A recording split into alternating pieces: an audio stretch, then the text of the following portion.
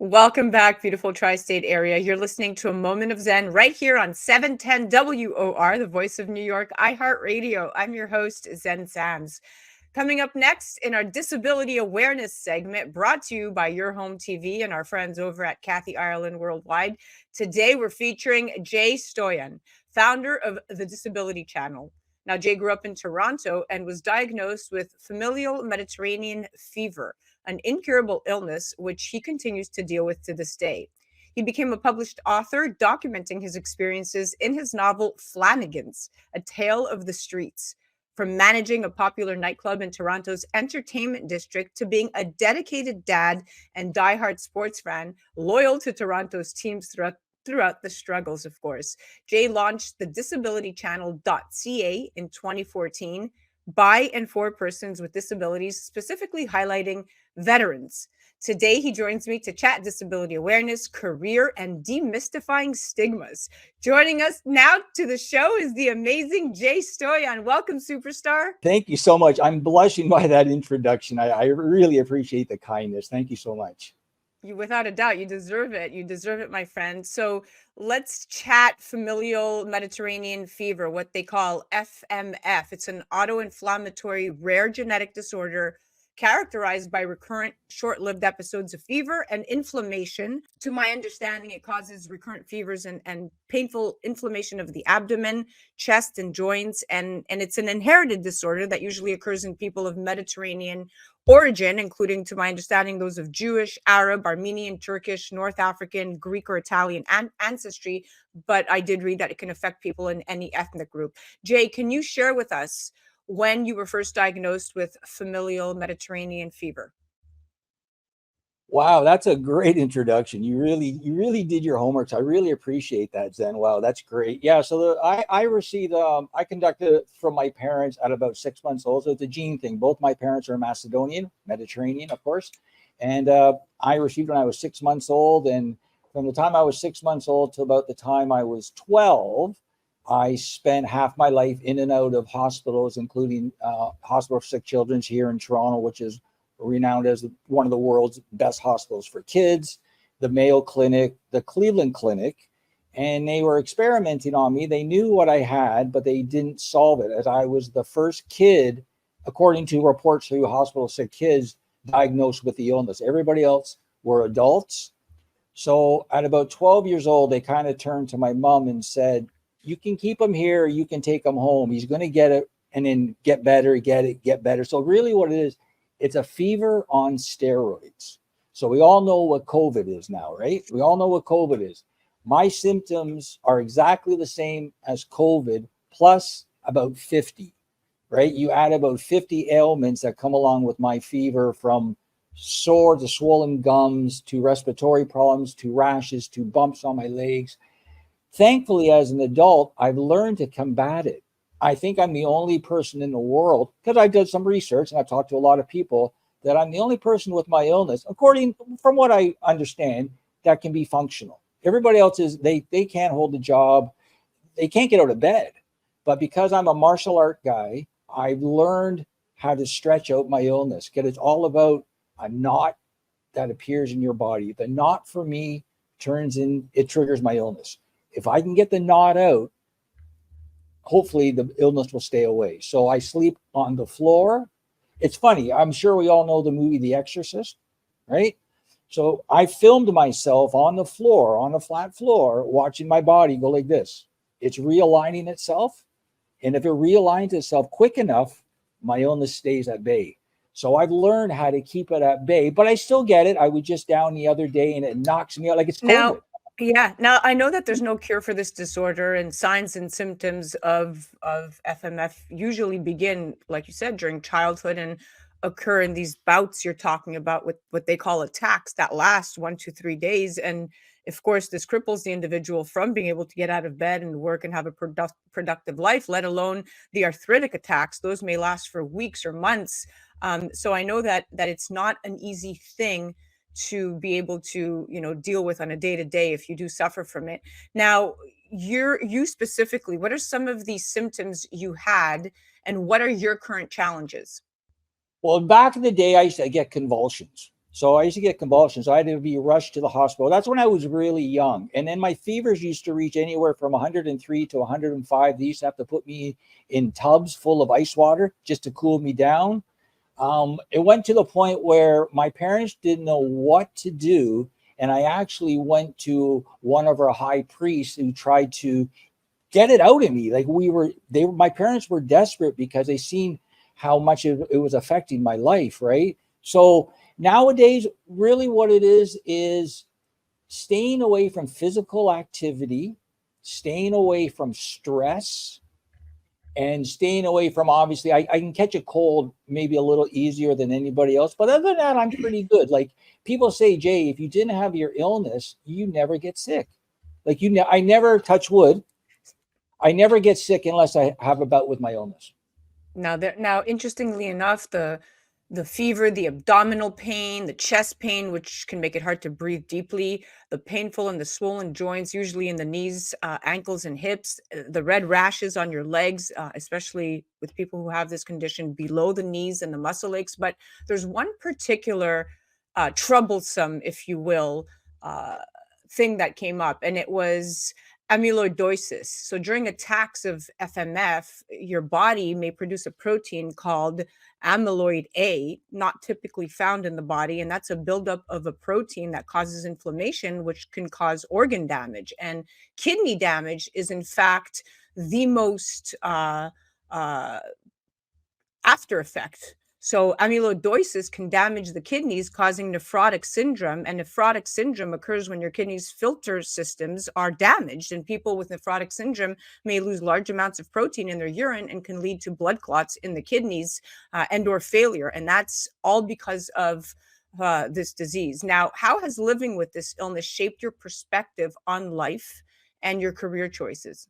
To be honest with you, because I grew up in a real rough part of town, like a real rough part of town, I did not share my illness. So the only people that knew about my illness was my family and my close friends. And we can get into that a little bit later, but I thought it would be best to keep my personal issues to myself. So I never really brought it out into the public, if you want to call it that, since I created the channel. Right when I created the channel, I kind of was looking for a particular niche, because before I created the channel, I was a Fox host on Fox Entertainment Station. Right, they didn't know about my illness, so I was on Fox for about a year and a half. It was great. They were great to me, great interviews, but I needed more in life. So from about 2012 to 2014 or whatever, I was on Fox. And then 2014, I said, I love doing this, but to interview people about their new films and their new this, I mean, that's wonderful, but I need more. I need more substance. So I said, I'm going to branch out, leave Fox, and start the disability channel. So that's really in 2014 when I really let people know that I have an illness.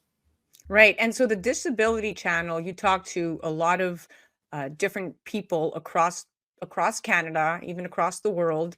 You talk to some very important people, people that are demystifying stigmas within their communities and disabilities.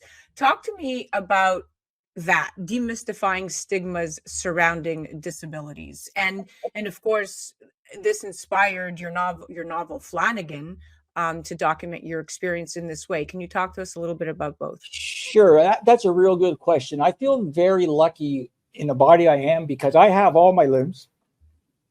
So when I see people, they look at me like, well, he's not disabled, right? He's just a regular Joe. He's, 6-foot guy, 180 pounds, whatever. He's a regular guy. But I have an internal illness. So I'm lucky because I can represent my community to the outside world as an able-bodied person.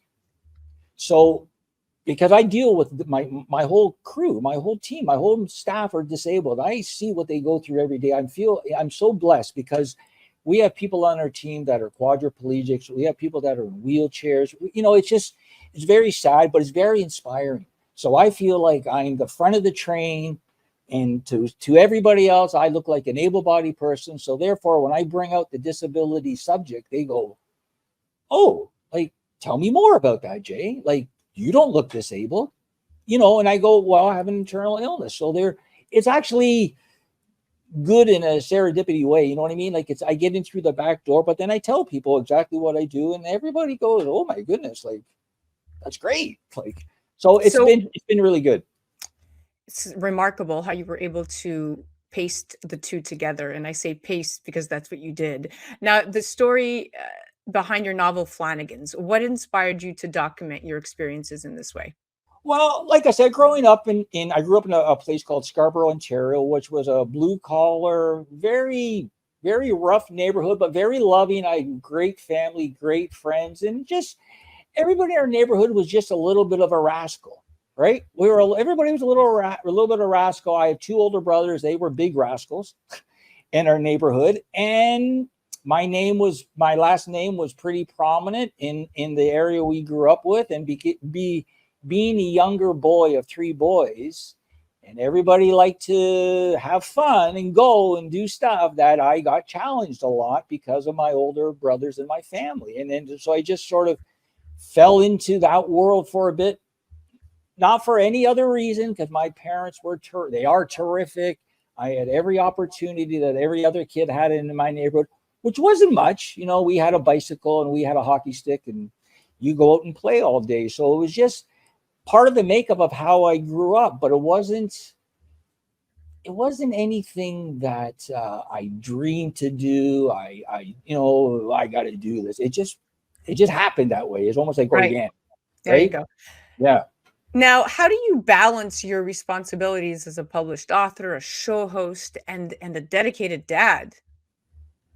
Well, I've been told that I've been blessed with a lot of energy, and I do have a lot of energy. The only time I don't have energy is when my illness hits me, and then I'm done. I'm done. I'm in bed. Other than that, I can go, go, go, and I'm a juggler. So I have right now, like you, I'm sure, right? There's my list. And on my list, I have 50 items on my list. If I had one or two, I would go out of my mind. So every day, my normal routine is I'm up by 6. I'm at my desk by 6:30 doing work, and it's my zen. From 6 until 9:30, I do all my emails. I do the social media for the company. I do everything like that. I make sure the staff. I'm a big cheerleader, so I make sure all my staff are taken care of. They're all ready for the day's work. I love being structured. I love being early. I'm an early guy, so if I have to go to an event, sometimes I get there before the janitor. Well, that's your They go, "What is dedication. the janitor?" Yeah, Your and I love what I do. dedication and your discipline clearly are shining through. Well, we are almost out of time. We have one question left, and I'd love to know about the roadmap for the Disability Channel. Can you talk to me about the channel Thank you. roadmap? Yeah, so the Disability Channel is buying for persons with disabilities and veterans, showcasing abilities in media through our Ontario government funded employment programs in media. So basically, what we do is we try and help the disabled community by getting them off assistance, getting them a job, part time or full time.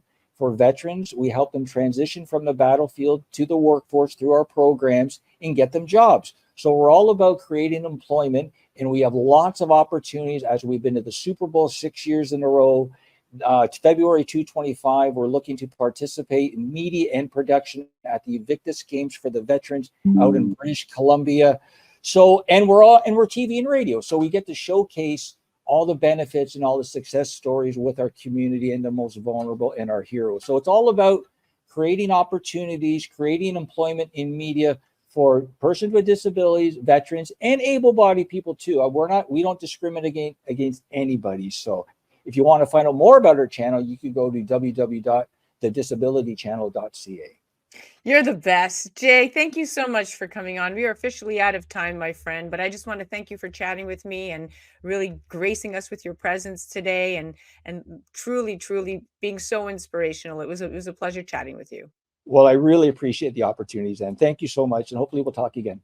That was our disability awareness segment brought to you by Your Home TV and our friends over at Kathy Ireland Worldwide. That was the awesome Jay Stoyan. You can head directly to the disabilitychannel.ca, or you can check him out on the gram at the Disability Channel. You're listening to A Moment of Zen right here on 710 WOR, the voice of New York, iHeartRadio. We'll be right back after this. A Moment of Zen is brought to you by Your Home TV. Hi, this is Kathy Ireland here on A Moment of Zen, brought to you by Your Home TV. We've developed an all-inclusive subscription-free network that you're going to love, whether it's financial freedom, fashion, beauty, health and wellness, wonderful weddings, travel and culture, cooking, entertainment, and short-form documentaries, programming for everyone. Classic films and new shows, including Kathy Ireland Presents American Dreams. We've developed this network just for you. Please check out yourhometv.com. Tune in to A Moment of Zen, Saturday nights from 9 to 10 p.m. on WOR, the voice of New York, iHeartRadio.